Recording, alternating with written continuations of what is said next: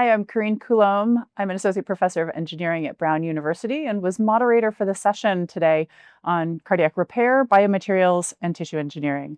With me here today is Milica Radisic from the University of Toronto, one of our featured speakers. I'm delighted to be able to speak with you today on the work that you're doing on human organ on a chip. Would you share with us sort of a summary of what it is that you presented and what you're working on? Sure. Thank you very much for the opportunity. We talked about the opportunity for organoids and organs on a chip to provide new disease models that could capture the entire human diversity in terms of all the possible conditions, at least conceptually, by combining iPSCs and organoids or organs on a chip. We can develop disease models that are as diverse as the population. And I presented our heart on a chip models. When we say heart on a chip, we actually mean the myocardium. And there was a range of models going from simple ones that are just basically like a trabecula in the native heart, and they're made up of iPS-derived cardiomyocytes and fibroblasts that we mature with electrical stimulation, all the way to more complex vascularized models that include 4 cell types: cardiomyocytes, stromal cells, endothelial cells, and primitive resident-like macrophages. So I wanted to draw attention to the BioWire because this is a fantastic technology, and you've started to integrate, looks like, electrical sort of sensors into the system, and it's enabling higher throughput studies. So Yes. can you share about that? So the trabecular-like system, the BioWire, already has 2 elastic polymer wires, and the tissue is anchored at each end by these wires. And as the tissue beats, the wires deflect. And by looking at deflection under fluorescence, we can measure force of contraction. Now we can also put in electrical sensors, basically PDOT, PSS,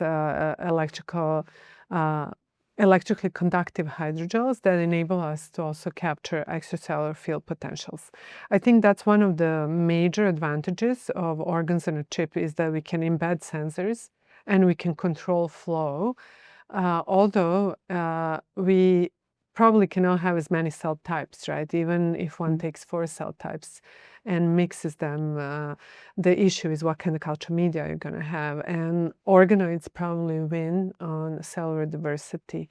Ultimately, I think the future of cardiovascular disease modeling and drug testing is the integration of methods from organ on a chip and organoids. If we can put an organoid on a chip and vascularize it, then we can marry that cellular fidelity and readouts in the same platform. So for your work in angiochip, there were applications directed towards sort of human on a chip models, but then also translational applications. So what is the difference between those, and how does that start to diverge? Well, interestingly, I think ultimately they will converge. From everything that we are learning from organs on a chip, they're actually empowering us to create better therapeutics, better cell therapy models.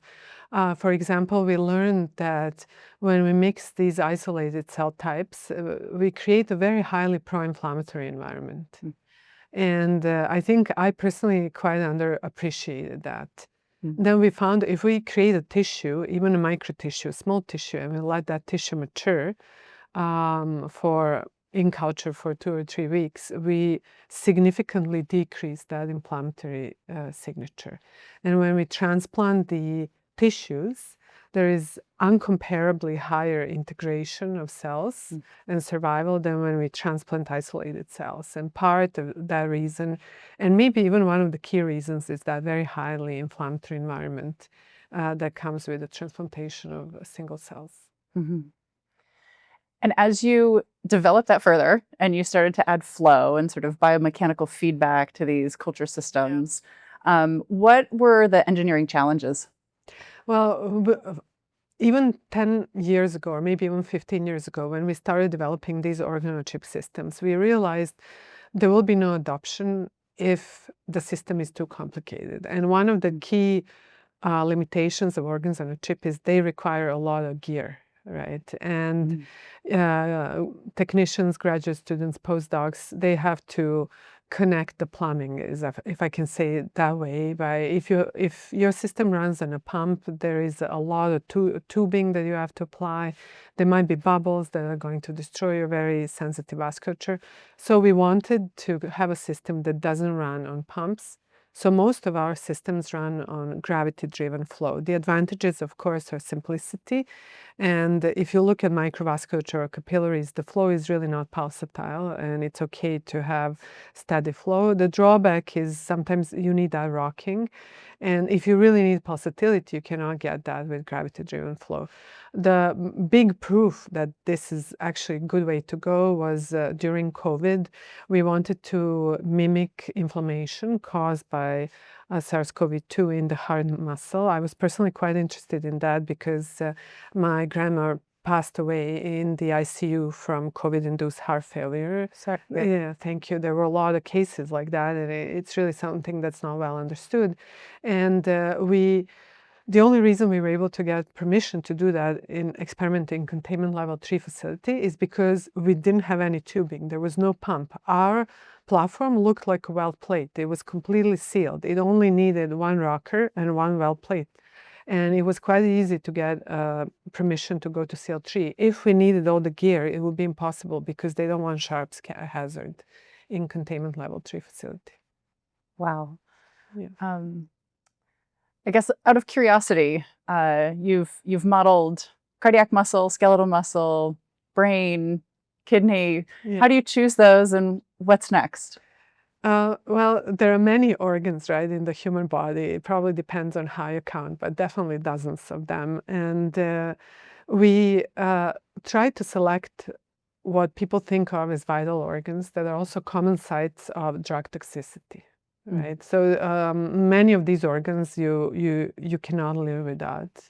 You cannot live without a heart or without a brain, so they're considered vital organs. But they're also sites of drug toxicity that's often recognized late in clinical trial, or even post-approval, which is the worst case, right? To have to withdraw a drug because of post-approval toxicity. So we picked those organs because we think they're important for speeding up the disease modeling and drug development process. I'm sure you know that you're a pioneer, and there are many that look up to you and the work that you do in your lab. So do you have advice for trainees and those looking to get into sort of bioengineering applications in cardiovascular research?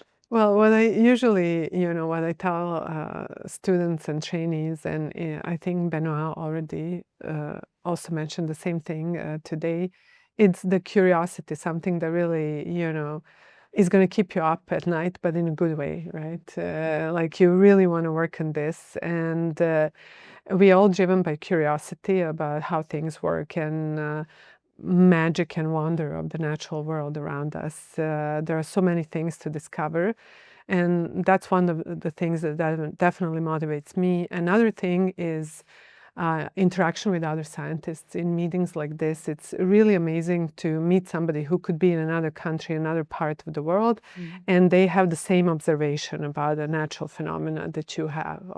And you're sharing these experiences. It's also intriguing if they don't have the same observation. That also can lead to some good conversation. And so that's another part of science that's really amazing. It really cuts across cultures and across countries, and you can really share your results globally.